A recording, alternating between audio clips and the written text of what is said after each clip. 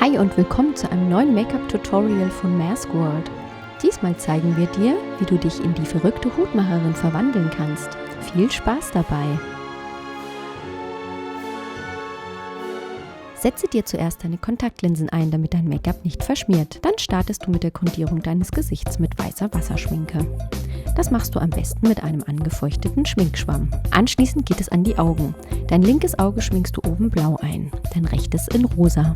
Mit einem Eyeshadow-Pinsel schattierst du an dieser Stelle auch gleich ein bisschen von den Augeninnenwinkeln hinunter seitlich deines Nasenrückens. Deine unteren Augenlider schminkst du mit Lila ein. Verwende hierfür einen weichen Pinsel, damit du die Farbe schön verblenden kannst.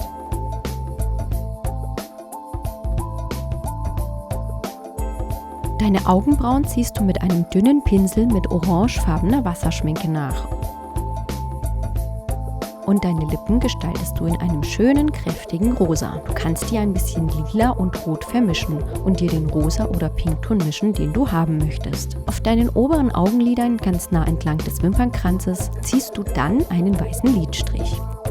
Der gemalte Lidstrich darf schön dick und auffällig sein. Da wir hier eine weibliche Variante des Hutmachers haben, gestaltest du die Augen mit ein bisschen mehr Beauty und tuschst deine oberen Wimpern abschließend noch mit schwarzer Mascara. Die auffälligen weißen Unterwimpern dürfen trotzdem nicht fehlen. Mit einem feinen Pinsel ziehst du jetzt feine Linien mit weißer Wasserschminke. Zum Schluss schattierst und konturierst du noch ein bisschen dein Gesicht. Das heißt, du schattierst unterhalb deiner Wangenknochen seitlich der Nase und auch ein bisschen am Hals und der Kinnkante. Verwende hierfür Rouge oder einen passenden Eyeshadow.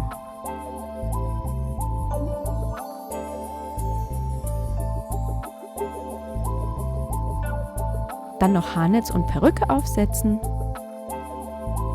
Und fertig ist deine Verwandlung in die verrückte Hutmacherin.